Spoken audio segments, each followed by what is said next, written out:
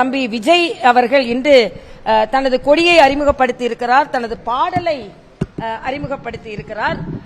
முதலில் நான் அவருக்கு எனது வாழ்த்துக்களை தெரிவித்துக் கொள்கிறேன்.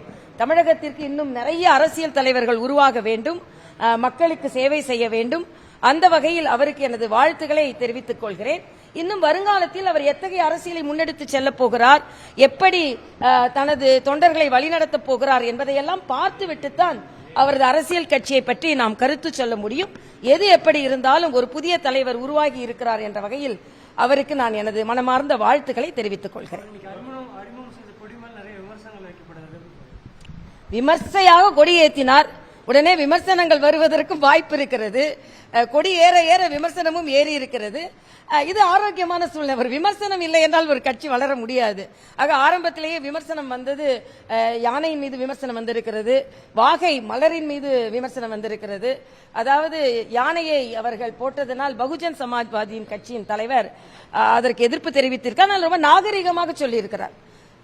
பகுஜன் சமாஜ்வாதியின் தலைவர் ஒருவேளை சட்ட ரீதியாக அவர்களுக்கு தெரியாமல் இருந்திருக்கலாம், சட்ட ரீதியாக தெரிந்த பின்பு அவர்கள் என்ன நடவடிக்கை எடுக்க வேண்டும் என்று.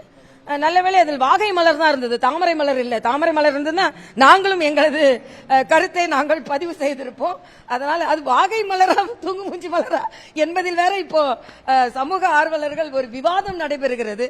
அதாவது ஒரு அரசியல் கட்சி ஆரம்பித்து கொள்கை வந்த பின்பு விவாதம் வரலாம். ஆனா கொடியிலே இருக்கிற பூ வாகை மலரா இல்லனா தூங்கு மூஞ்சி மலரா இல்லனா யானையை போட்டது சரியா இல்லையா, எது எப்படி இருந்தாலும் கொடி மங்களகரமாக இருக்கிறது.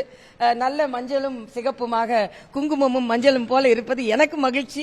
ஆக அந்த வகையில் ஒரு தலைவர் உருவாகி இருக்கிறார். வருங்காலத்தில் அவர் எப்படி நடைமுறைப்படுத்துகிறார் என்பதை வைத்து நாம் நமது கருத்துக்களை சொல்வோம். இந்த விஜயோட கட்சி கொடி ஏற்றக்கூடிய நிகழ்வு, அவர் பேசுறதுக்கான நிகழ்வுகள் நடந்துட்டு அதே சமயத்தில் திடீர்னு தமிழக அமைச்சரவையில் இன்னைக்கு மாலையில் மாற்றம் வரப்போகுதுன்ற மாதிரி தகவல் வந்ததா வந்துச்சு.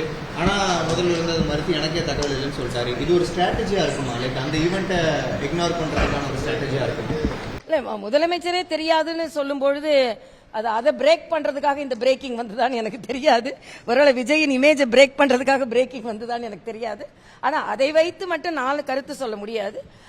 ஒரு நிகழ்வு நடந்து கொண்டிருக்கும் போது இன்னொரு கட்சியை பற்றி தகவல்கள் வந்து கொண்டுதான் இருக்கும். ஆக ஒரு தகவல் வரும்போது இன்னொரு கட்சியை பற்றி தகவல் வராதுன்னு சொல்லவும் முடியாது.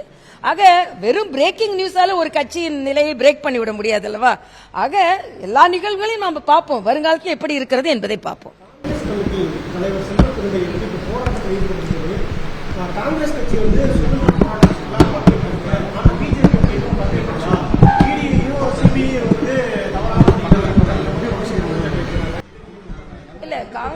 பாரதிய ஜனதா கட்சி கட்சியின் சார்ந்தவர்கள் சுதந்திர போராட்டத்திலும் ஈடுபட்டார்கள்.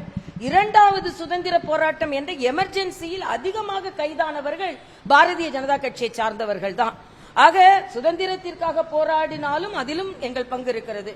சுதந்திரத்திற்கு பின்பு சுதந்திரத்தின் குரல் வழி நெரிக்கப்பட்ட பின்பும் பாரதிய ஜனதா கட்சியின் பங்கு இருக்கிறது. ஆனால் அன்றைய சொல்லுகின்ற அண்ணன் செல்வ பெருந்தகின் காங்கிரஸை காந்தி கலைத்துவிட சொன்னார். ஆக அன்றிருந்த காங்கிரஸ் இல்லை இன்று இருக்கிற காங்கிரஸ் முற்றிலுமாக வேறு காங்கிரஸ். அதனால் காந்தி கலைத்துவிடக்கூடிய சொன்ன காங்கிரஸ் தான் சுதந்திரத்திற்காக போராடிய காங்கிரஸ்.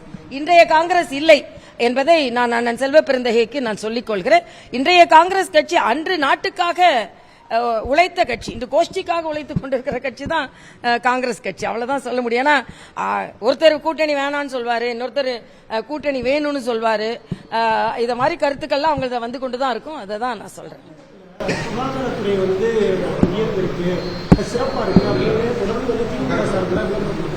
ஆனால் பல மருத்துவமனைகள்ல, அரசு மருத்துவமனைகள்லயே வந்து மருத்துவர்கள் இருக்கும்போது தூய்மை பணியாளர்கள் வந்து குளுக்கோஸ் ஏற்றுறது, அதே போல இன்ஜெக்ஷன் வாங்குறதுக்கு இல்ல. நான் இப்போ ஒரு செய்தி பார்த்தேன். ஒரு வயதான முதிர்ந்த அம்மா நாய்க்கடிக்கு இன்ஜெக்ஷன் சிரிஞ்ச வாங்க சொல்லி வெளி கடைக்கு அனுப்புனாங்க அப்படின்னு சொல்லி, இது மிகவும் கண்டிக்கத்தக்கது. நாம இன்னைக்கு உலக முதலீடுகள்லாம் நாம ஈர்த்து கொண்டிருக்கிறோம், நம்ம சொல்றோம்.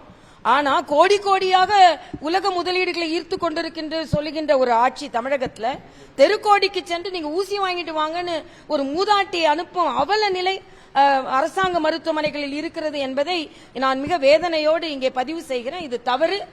அதில் சுகாதாரத்துறை அமைச்சர் தனி கவனம் செலுத்த வேண்டும்.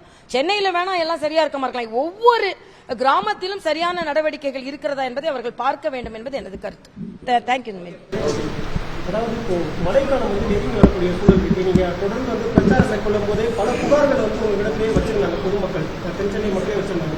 இப்ப தயார் நிலையில இருக்க சென்னையை பொறுத்தவரை இல்ல, தயார் நிலையில இருக்குன்னு முதலமைச்சர் சொல்றாரு. ஆனா தயார் நிலையில இருக்குன்னு சொல்லிதான் இதுக்கு முன்னால மக்களை தத்தளிக்க விட்டார்கள். அதனால தயார் நிலையில் இருக்க வேண்டும், மழைநீர் வடிகாலை எல்லாம் சரியாக சரிபார்த்திருக்க வேண்டும் என்பது எனது கருத்து. நன்றி.